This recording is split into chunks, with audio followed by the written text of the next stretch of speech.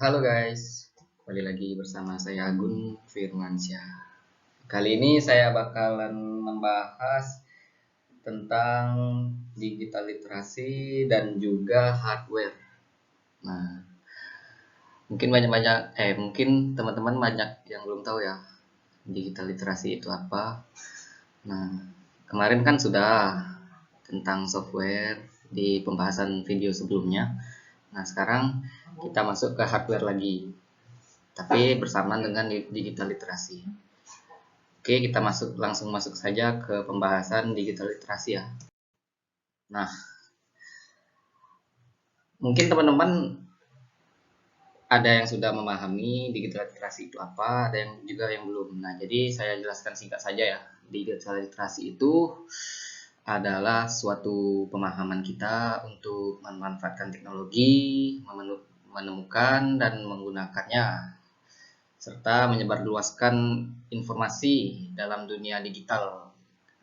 Jadi sekarang kan sudah banyak nih pengguna handphone, laptop, jadi nggak seperti pada zaman sebelum sekarang. Orang-orang kan masih banyak menemukan berita di TV, tapi TV udah masuk digital ya. Nah, kayak koran, koran kan masih bentuk fisik. Kalau sekarang kan koran udah bisa kita lihat di web, ada tuh kayak liputan 6, terus kompas.com. Nah, jadi gitulah. Terus digital literasi itu adalah kayak kita, contohnya ya, kayak sebelum kita mau membeli barang, nah kita tuh harus memilah, menyaring, dan memilih-milih semua toko yang akan kita ambil untuk kita beli barangnya. Jadi kita baca-baca dulu, jangan sampai ketipu. Lanjut ke manfaat digital. Nah, seperti yang saya bilang ya tadi, kayak koran kan pada zaman dulu masih berbentuk kertas beritanya kan. Nah, sekarang kan sudah digital ya, jadi kita dapat menghemat kertas, menghemat pemakaiannya, terus kita sangat mudah untuk mendapatkan informasi yang akan kita cari. Kayak seperti mau cari apa kita? Mau cari apapun, misal kita mau ke tempat sini, tinggal kita buka Google, cari nama tempatnya, langsung dapat. Mau cari barang nih, mau beli flash disk, kita tinggal buka toko online, cari flash disk, kita pilih-pilih seperti apa flash disk yang kita mau, tokonya recommended atau enggak. Karena kalau kita salah memilih toko, takutnya nanti kena tipu kita kan. Nah, terus kita mudah memahami bahasa.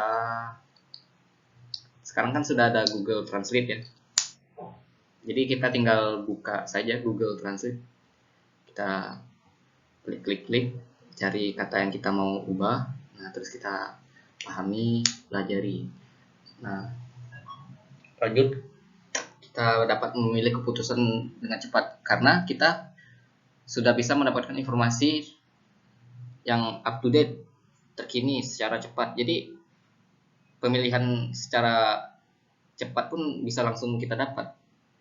Nggak kayak dulu harus mencari kemana-mana dulu. Nah, terus kita dapat menghemat biaya anggaran, biaya pembelian kertas tadi kan, karena kita sudah bisa hemat kertas.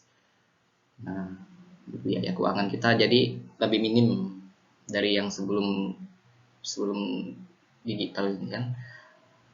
Referensi kita sangat banyak juga ya sekarang, mau dari sumber manapun bisa kita dapat. Nah, jadi alangkah baiknya kita menggunakan internet dengan sebaik-baiknya, jangan disalahgunakan.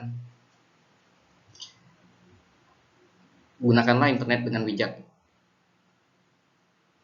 Lanjut ya, kita masuk ke pembahasan kedua. Ini melanjutkan pembahasan yang kita di video sebelumnya tentang software, ini tentang hardware-nya lagi. Oh ini, sorry, ada contoh digital literasi dalam kehidupan sehari-hari. Nah, seperti yang kayak tadi saya bilang lah, hmm, membaca buku.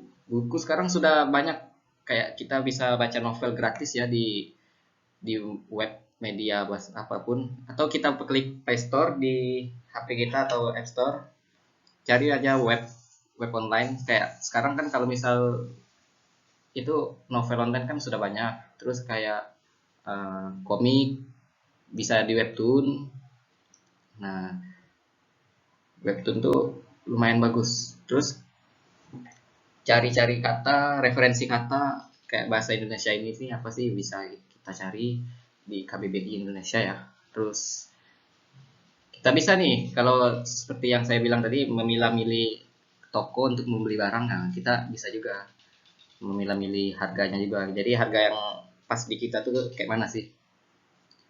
Nah, lanjut kita bisa mengikuti keuangan dalam membeli barang ketika diskon di toko online. Jadi sama seperti yang tadi, kita contohnya kita pilih-pilih, oh ini diskonnya masuk akal nggak sih dengan harga yang barang yang mau kita beli. Kayak mus ini kisaran 200 mungkin apa 150 lah. Kalau diskonnya 90%, kayaknya nggak masuk akal kan.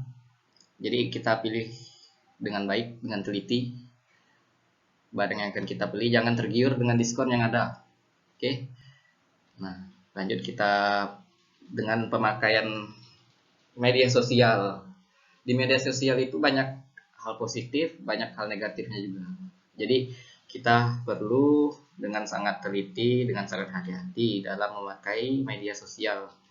Nah, kita dengan bijak juga ya memakai media sosial itu, jangan sampai kita mengutarakan kesalahan kita terhadap suatu seseorang atau suatu komunitas, karena gak baik ya.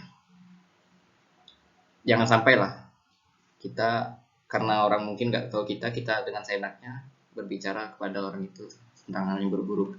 Nah, lanjut ke hardware tadi. Nah, hardware itu adalah perangkat keras yang bisa dilihat secara fisik, bisa disentuh, ada wujudnya.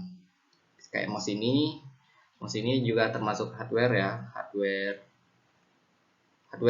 Nah, hardware itu untuk fungsinya untuk mendukung kita menggunakan sebuah komputer, mendukung proses komputerisasi kita. Nah, hardware itu terbagi menjadi 3 ya. Ada hardware masukan, ada hardware keluaran, ada hardware pemrosesan. Nah, hardware masukan itu seperti kayak mouse ini hardware masukan ya. Nah, ini hardware masukan nih, karena kita untuk menggerakkan kursor masukan. Keyboard juga hardware masukan, karena untuk mengetik juga hardware masukan. Kalau hardware keluaran itu dia kayak ngeluarin apa yang di dalam laptop atau komputer kita untuk keluar. Kayak misal speaker itu kan keluar kan suaranya, itu hardware keluaran. Terus printer juga hardware keluaran.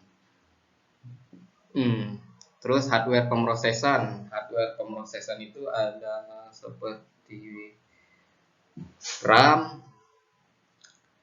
prosesor, power supply. Nah, hardware untuk mendukung uh, sebuah komputer yang sangat inti. Jadi misal kalau kita nggak ada prosesor, komputer itu nggak bisa berjalan ya. Soalnya nggak ada proses. Lanjut. Contoh hardware. Nah, seperti yang saya bilang tadi, prosesor di hardware pemroses. Prosesor itu apa sih? Kalian mungkin banyak yang sudah tahu apa itu prosesor. Prosesor itu ibaratkan sebuah otak komputer ya. Misal kita tubuh, nah pasti ada otaknya. Otaknya itu adalah prosesor. Nah, terus lanjut ke hard disk. Hard disk itu sebuah media alat penyimpanan data secara permanen ya. Nah, habis itu banyak juga jenisnya. Ada yang besar, ada yang kecil, tergantung dari kitanya. Terus RAM. RAM itu adalah